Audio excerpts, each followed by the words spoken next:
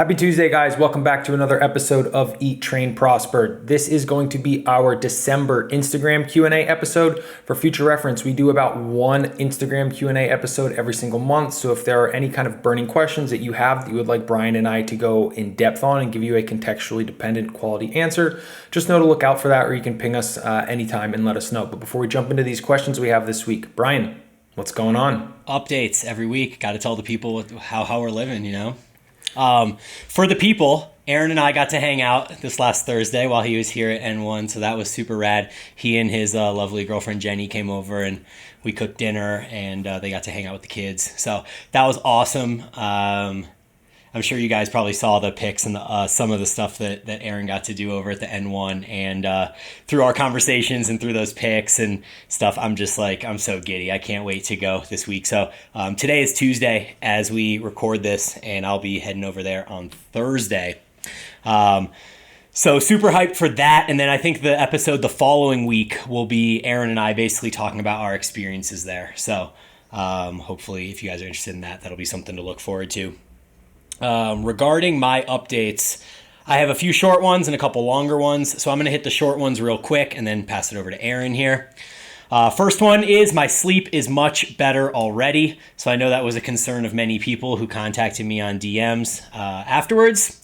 And I think it took a little over a week and a half of me finally kind of succumbing to the end of that strength cycle mentally and physically, not pushing myself too hard, and going back to the hypertrophy work, which we've discussed in the past. It just kind of works with my body much better. So really happy about that. I've been getting my normal sleep, 8 hours a night, 1 to 2 wake ups, right back to sleep, no temperature issues, stuff like that. So all is good there. Vasectomy update, the last one, I am officially shooting blanks. So it worked.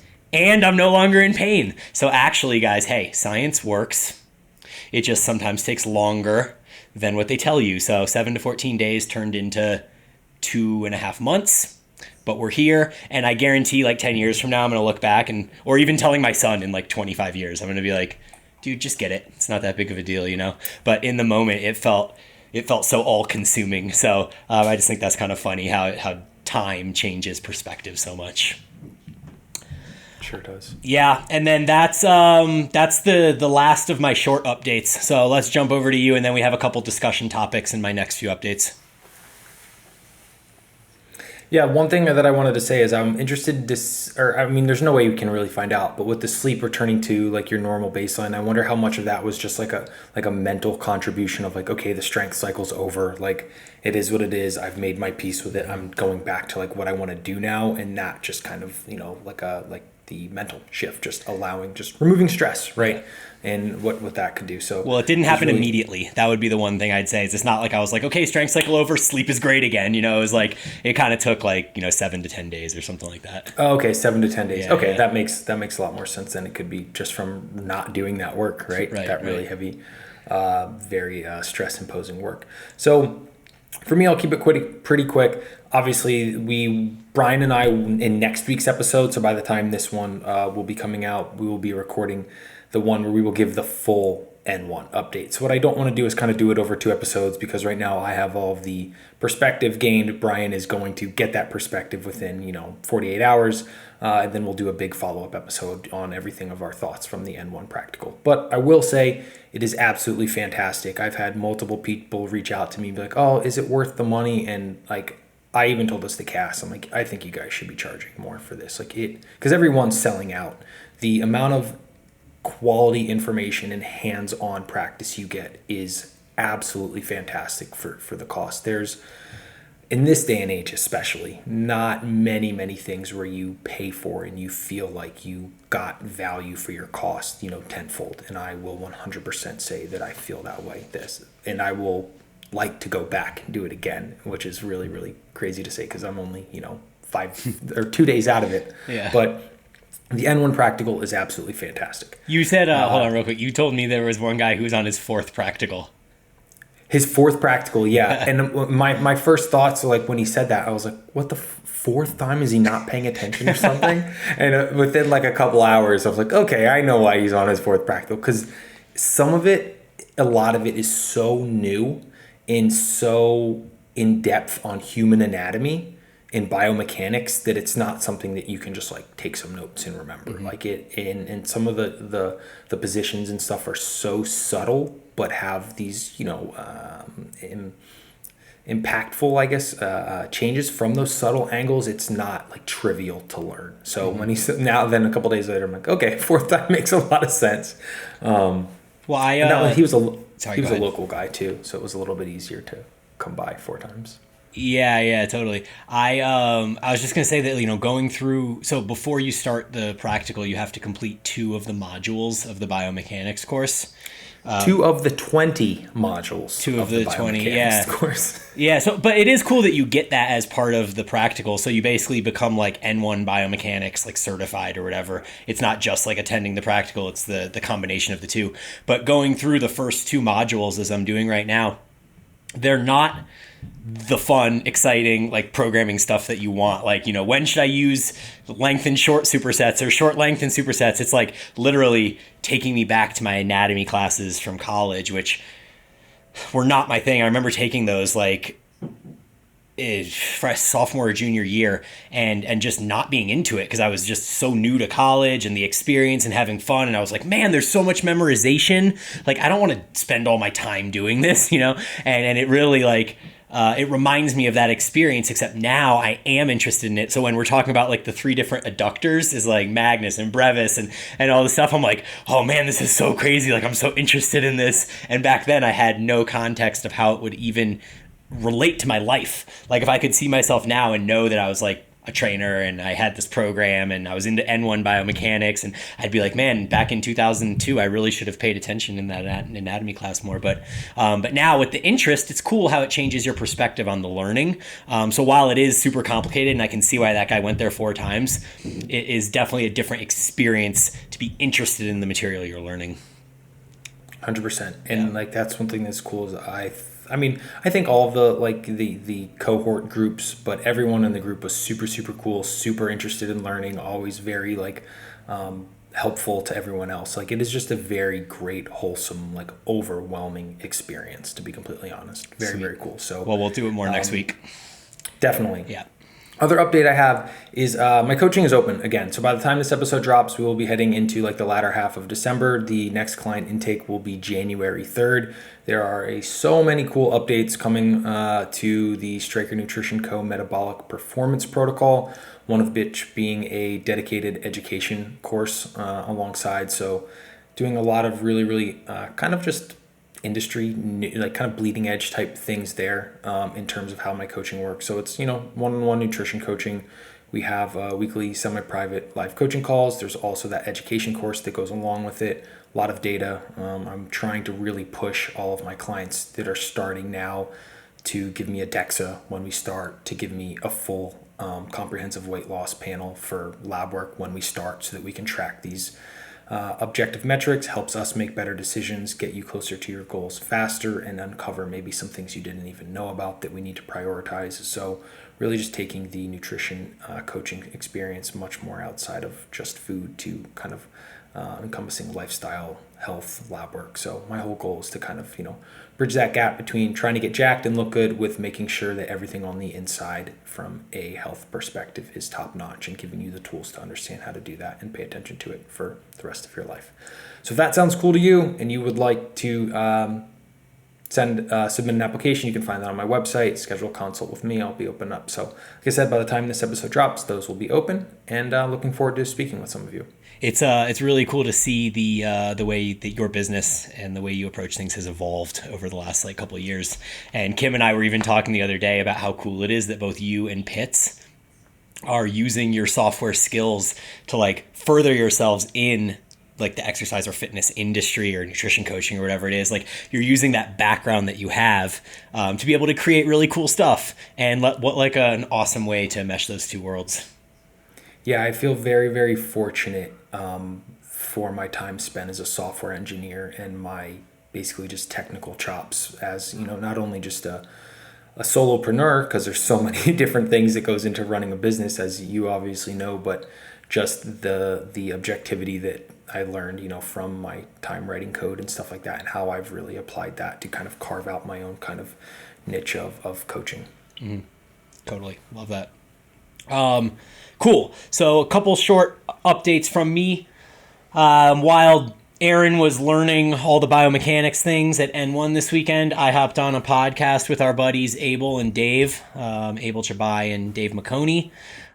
We've both been on Dave's podcast, and I've been on Abel's once before as well. But cool discussion. So if you guys want to check that out, one of the things it actually hasn't released yet. I think it's like a week or two. But anyway, one of the topics we had was kind of some of this controversy going on between Hanson and Doug Brignole, or Brignole, however you describe that. So Doug is a guy that has like these 20 movements, and he kind of tries to isolate as much as possible on everything, and he uses the notion of physics and biomechanics to kind of back his statements. So Cass did like a 90-minute video where he just kind of like tore him apart in all of the things that he says, and was basically like, look, this is wrong because of this, and this.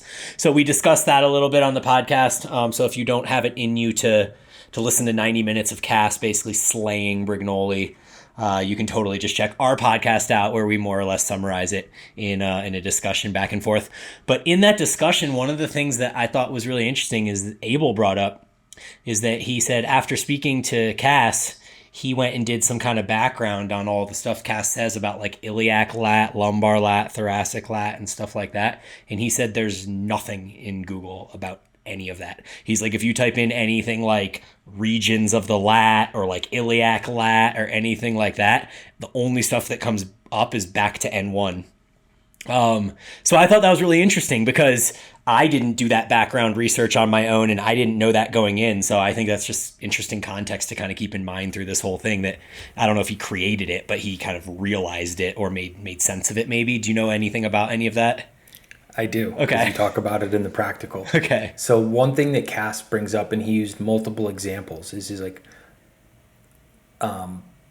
doing anatomy is difficult. One, because you have to obviously do it on cadavers, right, which is dead bodies. And then when a lot of the like illustrations and stuff were made, like they're literally illustrations, which is, someone who is a researcher dissecting a body and then telling or giving whatever examples to someone who is drawing pictures, because back when a lot of our anatomy textbooks and stuff were created, the technology and photography and stuff like that wasn't quite up to snuff like it is today to actually capture these things. Also, a lot of your dissections are done on when people die. How many dissections of like your natural or even, competition NPC type bodybuilders are done? People with not even excessive, but more than average amounts of muscle mass. Like the majority of your dissections are done on really fragile, atrophied old people, right? So seeing these things is going to be obviously much smaller, and a lot of it is just like simplicity type stuff. So there were multiple examples of where like different textbooks, Google Images, things like that have insertions in the wrong, improper places, all sorts of things. And those things affect like your levers, your leverages, right? So he really breaks it down to a much more detailed and nuanced level in terms of like the lat fibers, right? Like you can see, it's kind of like the division. He calls them like the divisions of different muscles, and it's where they are attaching to. So like the really classic easy example would be like the pecs. So you have divisions of your pec major that attach up along your clavicle, right? Which he calls like your clavicular division. Then there's like a middle division which attaches to your sternum in the middle, and you can see the directions of the fibers are going. These ones are kind of like, okay, these look like to be the last few that attach to the clavicle. These ones start attaching to the sternum. And then you have another division, right, which is like a third division of your pec major, which is going to attach down to these costal fibers. And then what he basically, a lot of his principle and practice is we want to train in the path most directly related to those fibers. And it's one of those things like when you're just in training chest, like, oh yeah, I can feel it in my chest. But then when you're really understand, oh, there's these 3 divisions. And to be completely honest, there may be a little bit of confirmation bias here because you just got to explain these things. But you can see, like, when I'm doing like a clavicular press around, I can feel it much more in this upper part of my chest, as opposed to like if I'm doing a costal press, you can feel it in that different division. And it's like that example I just gave you, but extrapolated over like the divisions of the glute max, the different divisions of the lat, right? Your short head of your bicep from a lengthened position, your short head of your bicep from a shortened position. And once he gives you these visuals from like an anatomy app, he has a skeleton where you can take it through. We find them on body parts, and then we go do the training, exercise or movement. And you're like, oh yeah, when I do it this way, I can 100% feel it significantly more in my long head of my triceps, not the lateral portion of my triceps. But for all of us, right, we don't get into lifting weights because we want to understand anatomy, right? We get into lifting weights because we want to like be jacked, and we think the opposite sex will think we're cooler. Little do we know, only other dudes care about you when you're lifting weights, right? Right. But it's like the whole principle of the N1 is like taking it, like the training is the last part. So once you go through that, it's like, oh, I can actually feel this in my long head of my triceps now significantly more than the other 2 heads. And it's like light bulb moments going off type of deal. So yeah, I think it's like to, not necessarily defend Cass, but to illustrate or support his standpoint. It would be like, I don't want to say negligent, but you need to really back up and go digging and see like, oh, I'm looking at some random Google image that somebody drew who doesn't know fuck all about really, the different divisions. It's just like, hey, we need a picture of a lat for something.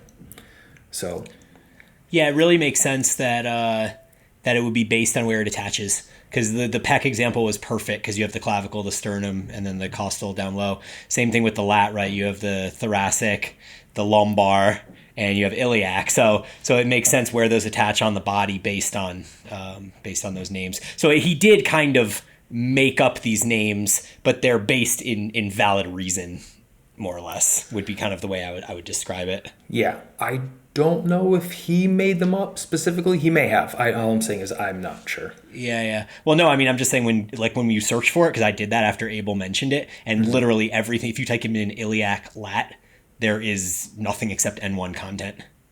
Gotcha. So anyways, thought that was really interesting. So we discussed a little bit of that on the podcast, talked a little bit about Dave Maconi's work with Steve from Revive Stronger. So he's been working with him now for a few months, a couple months now, which is actually a cool experiment because Dave has been training basically 3 times a week, like low volume, high intensity, kind of like Dante Trudell's system. He's been training that way for like years, and he just decided to, just go all in with Steve and see how training with more volume, like doing the RIR thing and stuff like that, would work for him. So really interesting experiment over there if you want to check that out. I have a question real quick. Was that on Dave's show or Abel's show? It was on Dave's. Yeah, it was on Dave's show. And then Dave also has an episode with just Steve from a few months ago where they described Dave beginning working with Steve and kind of what the intention was and stuff like that. Cool. For everyone out there, Dave's show is Brains and Gains podcast, if you want to check that out. Yep. Cool. And then my last update would just be that I've been now doing hypertrophy work again for 1 week, and my quads my quads were sore for 4 or 5 days literally, and all I did was I did a superset of hack press to leg extension, and then I rested, and I did a superset of leg extension to hack press. And that was it. So I did 2 supersets, and my quads were like sensitive to the touch for like 5 days. So I think that's just interesting and worth noting. Just as another example of how soreness is not a good way to define whether like you had a good workout or a good stimulus or anything. Like, it's not even that I can say like I did a lot of volume, because I didn't do a lot of volume. So, yeah, I've just been really sore from that. And then I was able to train quads again today, right before this show, for the first time. And this was my final workout before I take tomorrow off. And then we go into the N1 stuff on Thursday, which I believe we should be doing arms, hopefully, because I think my legs are going to be a little bit sore from today. Arms and delts first. Yeah. Nice. That's one perfect. thing, a note here you had that I definitely want to revisit for next week is the idea of how much does this all really matter? Because that is something, that is a thought that's in my head. And I just want to talk about it more. I think it would be fantastic to talk about. Yeah, I skipped over it when I saw it in the document because I feel like with I go through these stages in my brain of thinking that things are really important and matter a lot, and then kind of being like, no, it doesn't matter at all. Like I could just go back to doing the 7 basic compound movements and probably notice no, if not very minimal difference, right? So that's kind of like some of what I think about, but I wanted to hold off on that until after I went through the N1 stuff, because I think the perspective will be a little bit different after kind of going through some of that. Yeah, I agree. I'm not sold in either way, but what I will probably do is like, okay, well, I have some new, I have basically a whole new toolbox, let's call it that. I'm going to go play with those tools for 6 to 8 months, a year, and see, did it matter? Do I have more muscle in these things? Whatever. Right. So I think that would be the best approach is like, okay, I have some new information. I'm going to go use it and see, did it matter? Yeah, for sure. So then the last thing I'll say on this whole quad soreness thing is one of Doug Brignole's big points that Cass doesn't argue with at all is that the more that we can get the tibia, the shin, to angle forward, the more quad stimulus we're going to get. And Doug's argument for why a sissy squat is the premier movement for the quads is because you can essentially get your shin almost completely parallel to the ground at the bottom of that rep, which is pretty much as much range of motion as you can get in a quad, in a squat style movement like that. So I've been doing this hack press, the same machine that I've had for 2 years now. But what I've done is taken the heel elevation risers and move them to the very bottom of the sled, put my feet in super duper close and all the way down. And when I get to the bottom of that squat, without even going up on my toes like a sissy squat, my tibia is almost completely parallel to the foot pad or foot sled platform thing. So I just thought that was like super crazy that without even getting on my toes, but using kind of the heel risers plus the angle of the foot platform, I'm able to get into the same position more or less that Doug is saying is the best. And I'm able to do it under significantly more load. Because when you're in a sissy squat and you're on your toes, you can't push back with as much force as you can if your full foot is planted. So I think that this exercise that I've created out of this hack press machine that I have is going to be insanely productive for me this year, because I just hit a set of 500 pounds for 10 today, with knee flexion that dramatic. So yeah, I'm just excited to kind of progress that one and see where it goes, because I think it's going to be super effective. Yeah, that was something that we talked about, obviously at the practical, like not so much the angle of the tibia, but getting the hamstring to the calf. So when we were actually on the pendulum, I had a question because one of the, when we were going through some of the working sets, one of the guys was on the pendulum, but his basically tibia was pretty much still at a perpendicular angle to the foot plate. And I was like, hey, do we need to shift this? Because the Predator strength pendulum, you can adjust the angle of the foot plate and the position of the foot plate, so that someone like Jenny, who's not even 5'2", could actually still use it because you slide the plate back to her.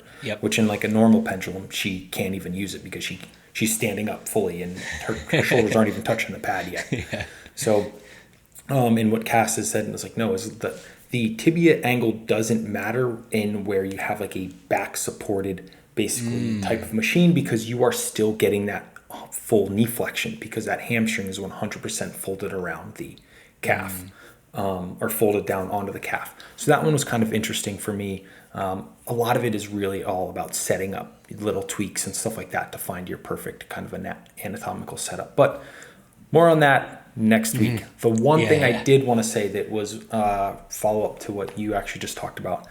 I am very surprised I'm not sore Like I could go train today. I could go train legs today. I could really, the only thing is like my left shoulder, I think I slept on it weird last night or 2 nights ago. And that's like kind of strange feeling. But other than that, I feel perfectly fine. And what I was surprised by is a lot of people at the practical were like crushed. Like after the glute day, people's quads were like destroyed. And I was like, I'm good. So I know I couldn't really have trained any harder. There's a lot of videos floating around of me of like literally an absolute failure type stuff. I wonder how much of it has to do with, one, I generally do train pretty hard on my own. And then two, I was very, very diligent around timing of carbohydrates, specifically like rapidly digesting carbohydrates, a lot of sodium over the weekend. We did get in a hot tub 2 of the 3 nights we were there, 2 of the 4 nights we were there specifically. And the amount of food that I would make sure to get in a bunch of carbohydrate immediately after type of thing. So I'm interested to see, like, it's hard to extrapolate now that it's behind me, but I'm surprised at how not sore I am from training as hard as I could have, basically. Yeah, and I would even say that, we discussed on the last episode that you've been training only like 3 times a week for the last month. You even put that thing on your story where you're like, I've only trained, 12 sessions this whole month or something like that. So you should think that, without repeated bout effect and without increasing volumes and things like that, like you would be sore. And I kind of assume that I'm going to be one of those people that's really sore since I'm only a week out from my strength cycle. I just haven't done any of these movements, right? Like part of the reason I was probably super sore in my quads was because I hadn't done a leg extension in 7 weeks. It was my first like isolated rec fem work in 7 weeks. So yeah, I'm probably going to be just absolutely destroyed from this thing, but we will see. Should we jump into some questions? Let's do it. All right. The first one we got is, what are some things that you wish you knew sooner as like a personal trainer or online trainer, or however you want to take that? General tips for success for someone just getting into the industry.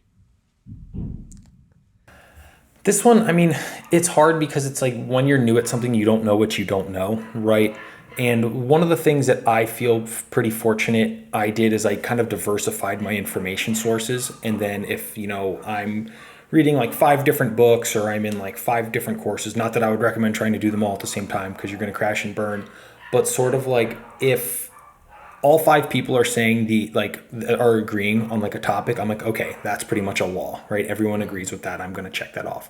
And then where people would disagree in different things, or someone would say carbohydrates, someone would say fat, I'm like, okay, I'm going to drop this off until like I'm, looking at this with a grain of salt and going to do some more of my own reading and see what other people say there. So I think in the beginning, diversifying your information sources, be weary of people that present themselves as sort of like demigods where they know everything type of thing. So always just kind of double check information sources, get things from multiple streams of information, and kind of build your own kind of like mental bank there. And then you always need to be practicing on yourself and experimenting on yourself. And that's something that I still love to continue to do to this day.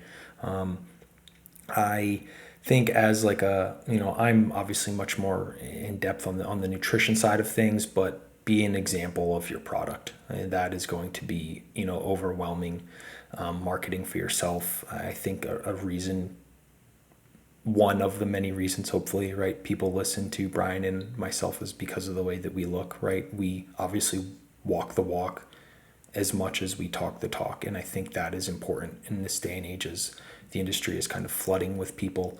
There's going to be a lot of imposter syndrome, pretender type things, and that is going to be a way to set yourself apart, in my opinion. Brian might have something else to say there. No, I agree completely. I think you pretty much nailed that from like a super broad perspective. When I first read this question, one of the first things that came to my mind, and I don't even know if this is like the first thing that I would think is important, but it was the first thing that came to my mind. So it's that what works for you doesn't necessarily work for your clients. And so what Aaron said about experimenting on yourself, absolutely. Like, you have to learn what works for you. That's part of the process, but it's just as much of a process for you to learn what works for your clients. So it would be a huge error for you to be like, oh, I really respond well to one set to failure, so that's what I'm going to prescribe to my clients, or vice versa. If you're somebody that's like 20 sets per body part, 5 reps shy of failure, that's the ticket, like guaranteed. So none of those things are guaranteed, right? They might be the thing that you found works for you right now, but it might not be the thing that works for you in the future, and it might not be the thing that works for your client at all. So approaching each client with a blank slate and just trying to gather as much data as you can and learn as much as you can, I think would be a good starting point. And then finding a good resource. So Aaron said, make sure you get from a bunch of different resources. I will say find a very good trusted resource, such as the Muscle and Strength Pyramids by Eric Helms and the 3DMJ team, or something along those lines, and digest all of that. I Am Your Own, Be Your Own Bodybuilding Coach by Scott Stevenson, something along those lines. Like, read really good qualified people's work and learn from that. Yeah, you really covered the gaps that I didn't really speak well about, especially it's all good. What will work for you may not work for your clients specifically, because there's levels, right? There's levels to everything, and there's so many levels to this. Just because you do well on high carbohydrate, you might be super, insulin sensitive. You will get a client who has very high stress lifestyle, which is going to negatively impact their glucose sensitivity, and they would then do very poor on high carbohydrate. So just know that don't be what you want to be pragmatic, not dogmatic, in understanding that different tools work for different situations. Yep, well said. I'm going to kick this one to you because I don't know if I have a thought on this one, but I'm curious what you have to say. Cool. Right. Awesome. Body fat set point, true or untrue? What impacts it? More so body weight or body fat? So your body fat set point is a representation of your current habits, food availability, and I don't want to say consistency, but lifestyle, right? And this is the example I learned. And this was something that travel changed my thoughts on. If I took you, the person asking this question, right now, and took you from let's say you're like you're an account manager for some tech firm or something like that, took you from your job overnight, and let's say you train 3 days per week, and you are male, 18% body fat, right? So a healthy body fat. You're not super lean, but you're completely healthy.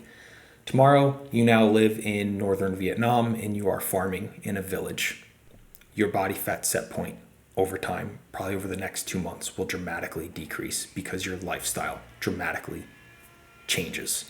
So with your body fat set point, it's true you will have a general set point at the end of a diet or something like that because of your lifestyle that influences that. Mm-hmm. If you go from sleeping, if you change nothing about your diet, and let's say you're not tracking your food, right? You're just leveraging hunger cues, fullness cues, etc., and you go from sleeping 6.5 hours per night to 8 hours per night, over a period of 3 or 4 months, your body fat set point will change because you are, moving the needle more towards a more beneficial, leaner body fat, assuming that you're not at like 12% or 10% or something like that. If you're at like the low 20s and sleeping more consistently up to a level, things will improve. So I think a lot of it is generally lifestyle related, right? So if we just make small tweaks in your lifestyle, maybe you start, nailing 10,000 steps every single day over a period of time, that might be 6 to 8 months or something like that, you will slowly continue to lean out. So that's my general standpoint on it, or approach that I will answer from it from a lifestyle standpoint. You change your lifestyle, your body fat set point will change.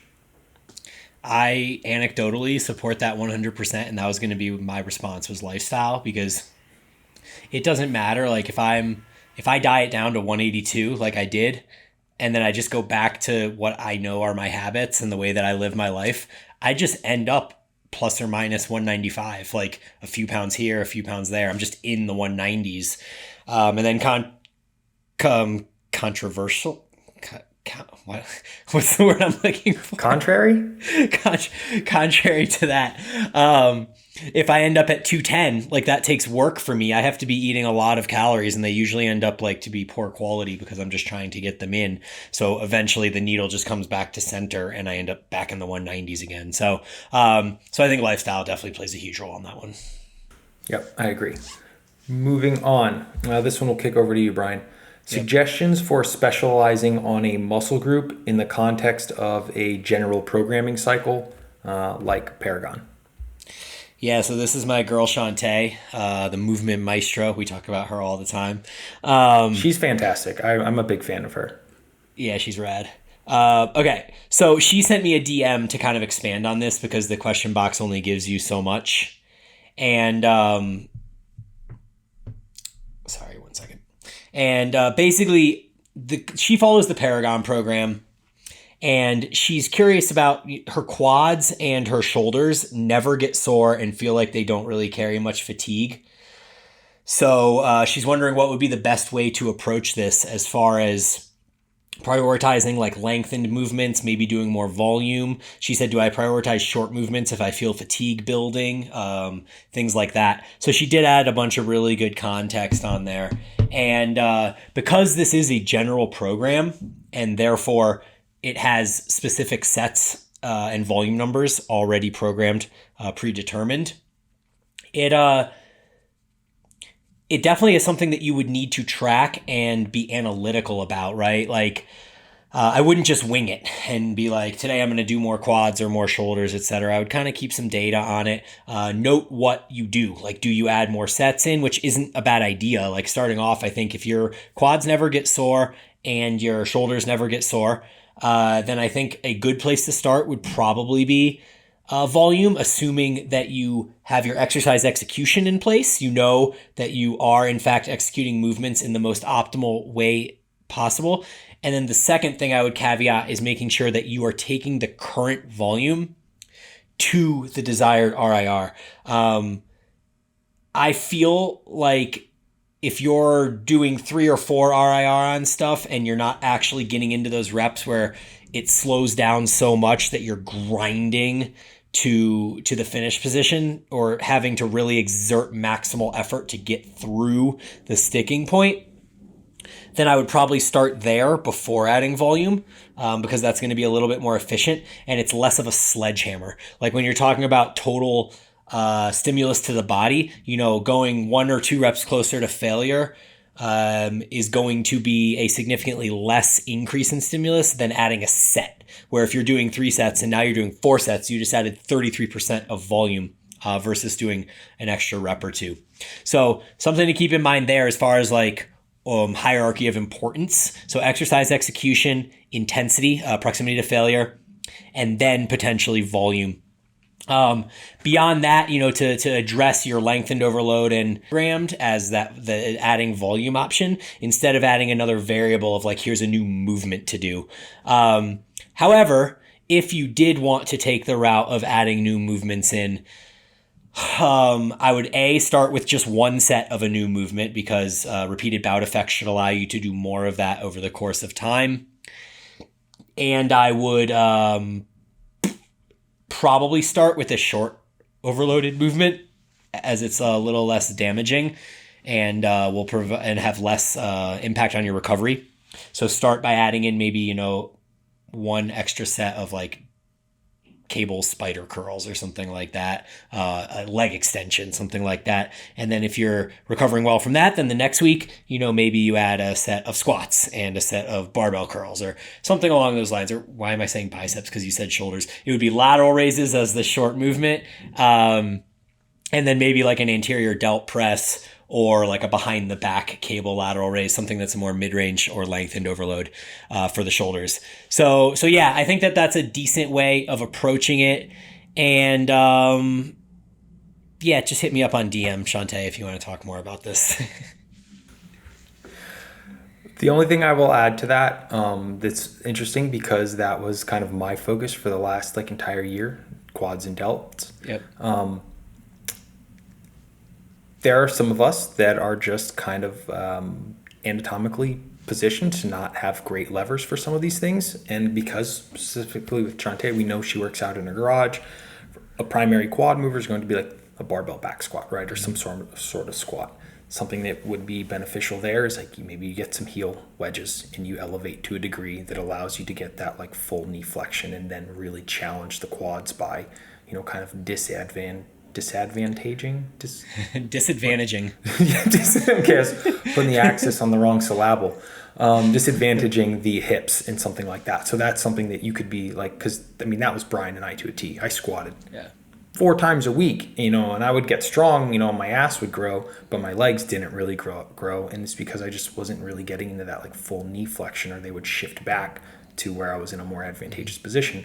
When you elevate your heels at 30 degrees, you can't really do that so much anymore. So you could start there, and then, with obviously everything Brian said is fantastic to do as well. So I'll also add that I know Shantae has a leg extension leg curl machine that she bought recently, and she has like a cable stack thing. But if I remember correctly, I feel like she doesn't really like to back squat or barbell squat. I'm not 100% sure on that. And I can speak anecdotally that I can do like sets and sets and sets of something like a foam roller dumbbell hack squat and not get sore from that. Like as hard as it is, and as much as I can like be shaking in the set and feel like my quads are going to die, it doesn't really provide that like deep, miserable tension and then subsequent soreness the next day like you get when you can actually lift more weight. The dumbbells, right? You're lifting 30 pounds in a hand, 40 pounds in a hand, something like that. You're lifting 80 pounds. If you get yourself a leg machine like a pendulum or a leg sled or a leg press or something along those lines, then you can use significantly more load and probably create a lot more trauma in those muscles, assuming that you're in like a phase where mechanical damage is something that maybe you're pursuing.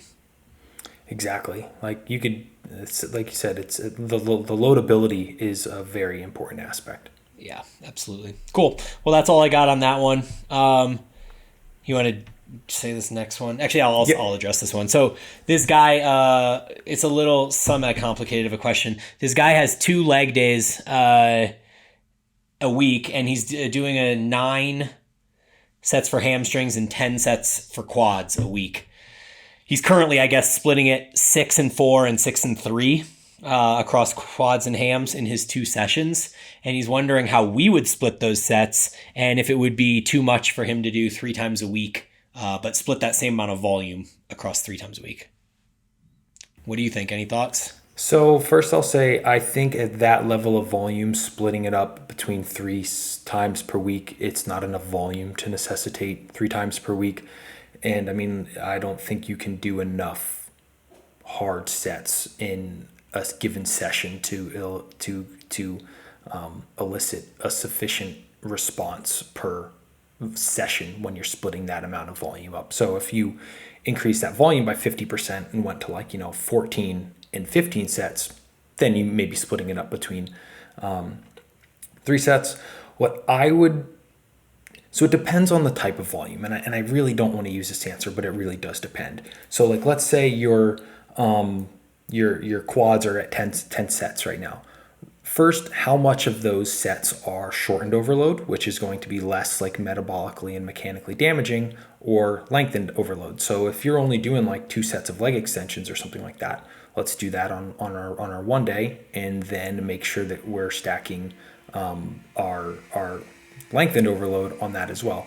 If everything's like a complete lengthened overload, well, then you would want to reduce a little bit of that lengthened overload and include some shortened overload so that you are training, a knee extension type thing to really cover all of your bases.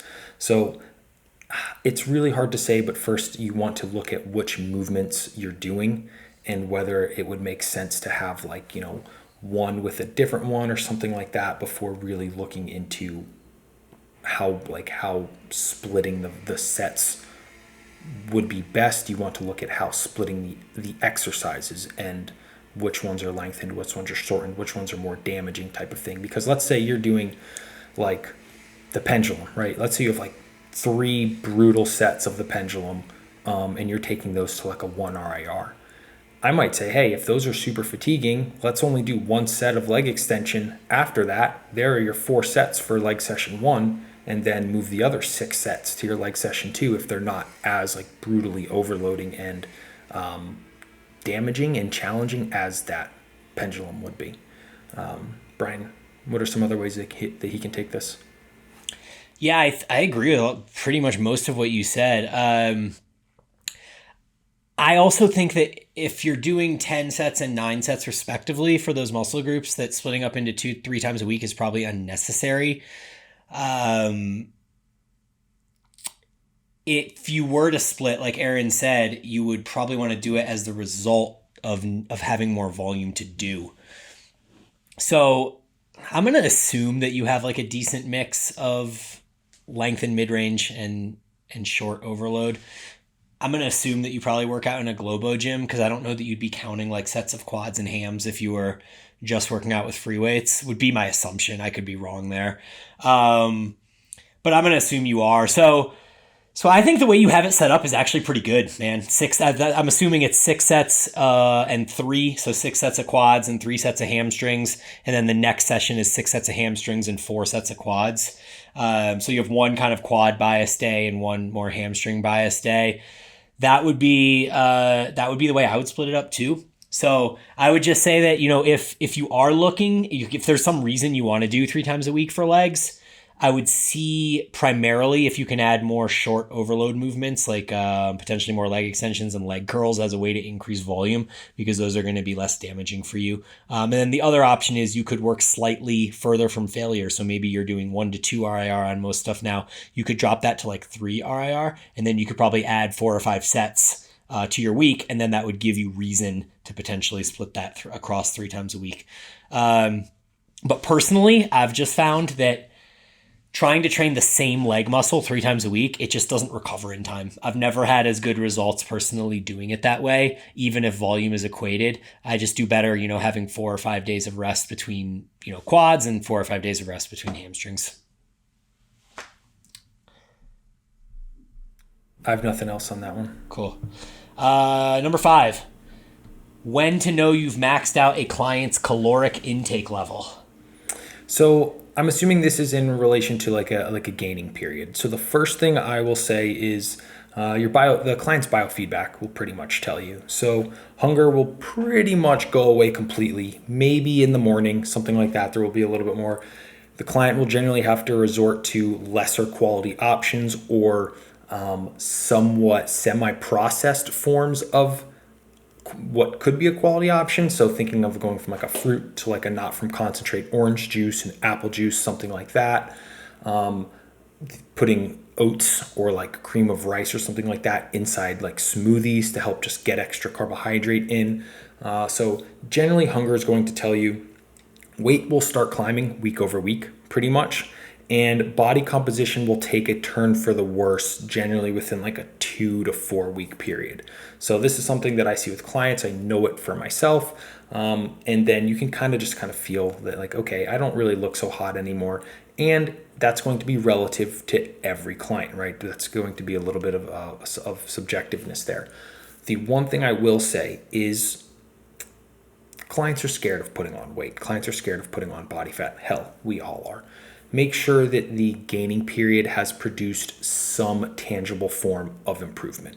For example, I've had a client who is concerned with body composition, right? Nothing wrong with that. And he's like, I think I'm, my body composition doesn't look so good. I don't think we need to keep going on this gaining period. And I had to pull back. I'm like, your calories are up like 500.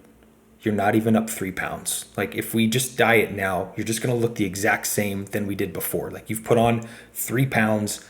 At least 1.5 pounds to 2 pounds of that is just glycogen manipulation from consistently feeding more carbohydrate. You haven't really put on any new tissue. And if we diet, we've basically just wasted the past, 6 weeks fucking around doing things to not produce a tangible effect. So make sure to ask questions, right? Look at the biofeedback. How much has tissue actually changed? And then go from there. But in terms of when have you maxed it out, hunger will tell you. Like hunger will be, completely gone. Eating is a complete chore. You've already gone through the processes of going from 3 meals to 4 meals, 4 meals to 5 meals, that sort of thing. And biofeedback will generally tell you that they are ready. But make sure that it has been a sufficient time spent in that, gaining period to that when, if you then go through a diet, you have a tangible net positive benefit, and then you don't just diet to look exactly like you did before you started. Anything from you there, Brian? Yeah, I can say that I think hunger level is the big one. But I have an experience, as well as something I've heard other people have success with as well, is when this begins to happen, you can do a couple days of lower calorie throughout the week, but still end up on a total weekly surplus. And that really, really helps. I mean, for me, like I'll even start with, 1 day lower calorie, and then I get some appetite back for a few days, and then I'll throw another low calorie day in, and then I get some more appetite. But at a more extreme level, you could even go like 3 days in a row of low calorie, and then 4 days in a row, ramping it up. So there's a ton of different ways you can split that pie up, when ultimately the goal is to create a weekly caloric surplus. Yep. And you can also like modulate training frequency and volume and stuff too, because if you're eating a shit ton of food, you have a shit ton of recovery capacity too. Yep. So, yep. What are your tactics to help lower blood glucose levels? So this one I kind of will look in three parts, right? So there's 3 parts to like lab work that I will look at in terms of blood glucose. We have your fasting blood glucose level, right? We have fasting insulin levels, and then you have a marker called hemoglobin A1C, which generally shows up on lab work as HbA1c. So the first thing is, if they are getting worse, or you see them and they are bad, I always look at the food logs. Do we have honest quality food logs, or is this client getting super loose with their IIFYM type stuff and having really rapidly digesting carbohydrates, with post dinner, far away from their workout, that sort of thing. So I always bring it back to food quality and make sure that the client is kind of doing their due diligence there.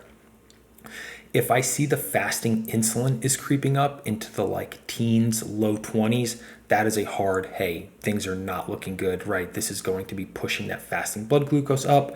This is like one of the kind of shifting signs of you are dramatically losing glucose sensitivity, and we want to put the brakes on and get this back down. So the fasting insulin will be a little bit more indicative of what is actually going on, or the overall quality of the environment for the client.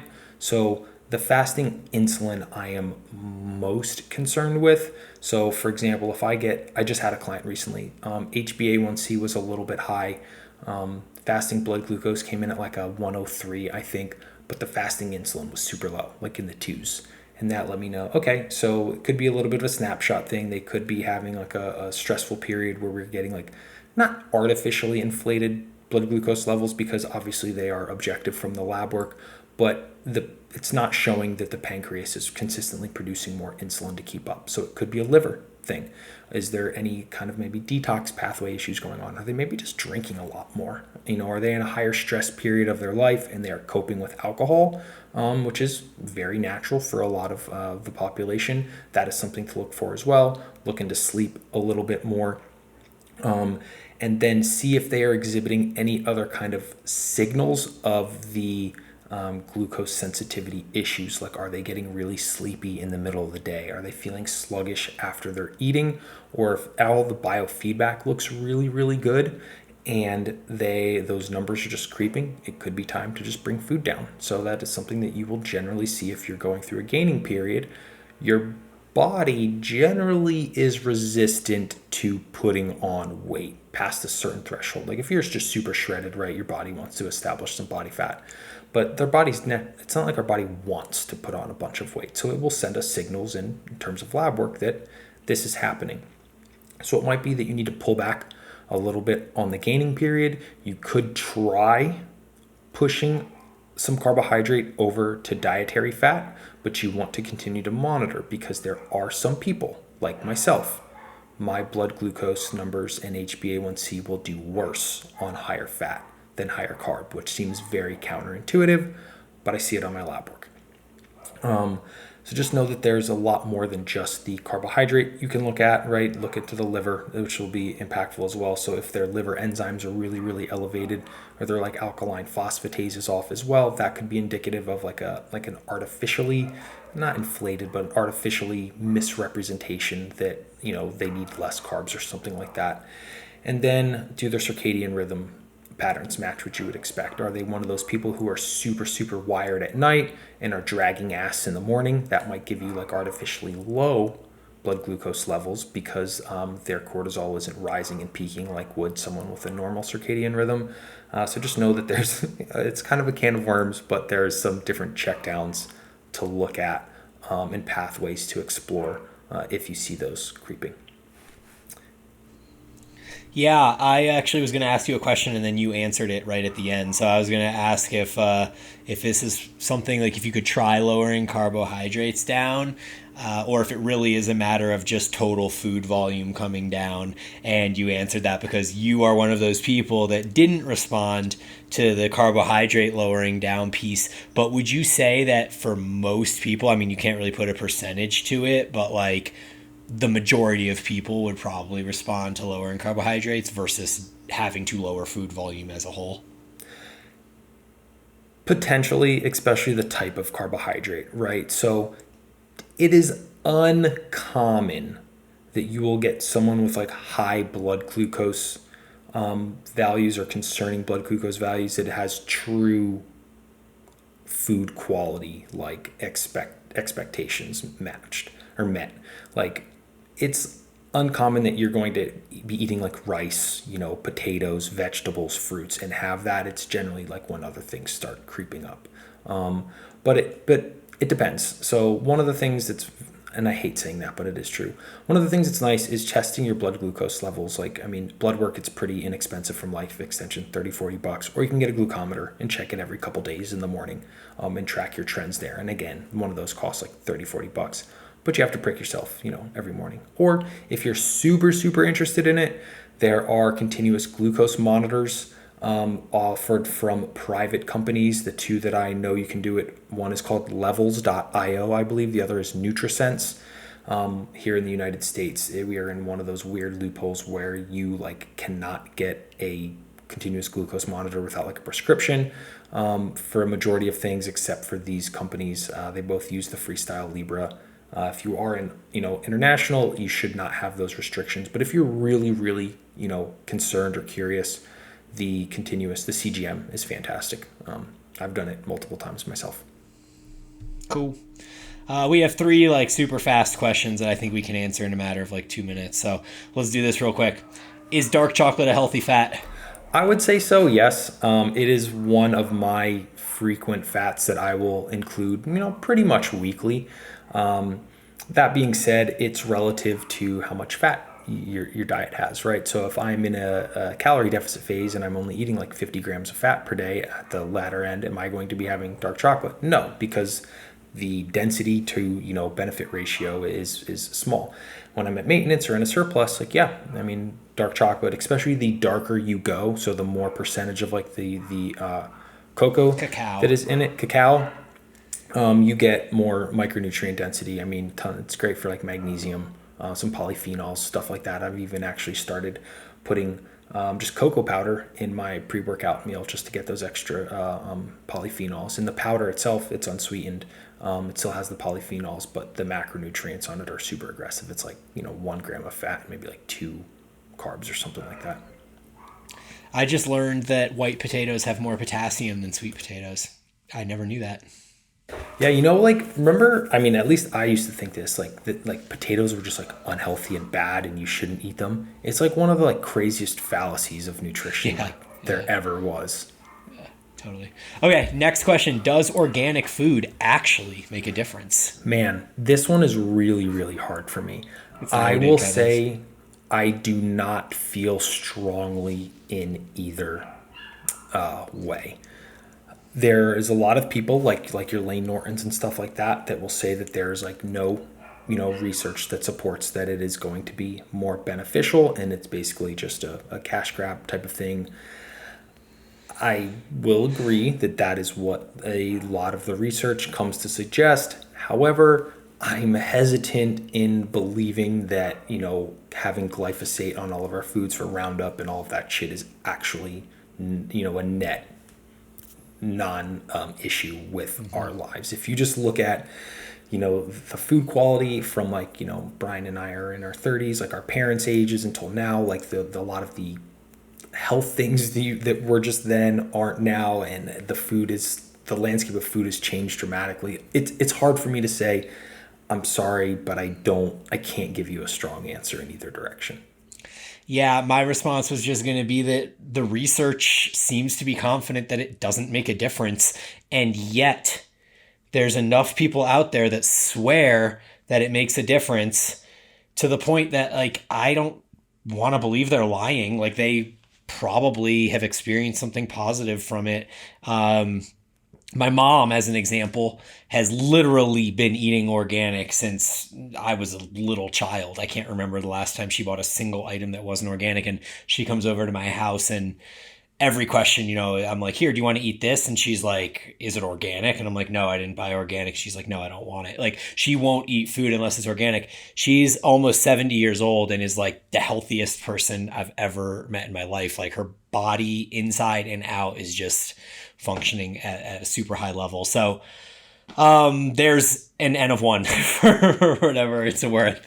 That's all I really have to say on that. The last thing I will add there is some, right, of the research could be limited in it's how the factors may play out, right? So in a lot of your research studies are 8 weeks long, 12 weeks long, something like that. Do we have a research study that followed two twins from birth to age 45, one ate only organic food, one ate non-organic food? No, because that's basically impossible to carry out. But it would be so awesome. I mean, could you imagine how much we would learn from that?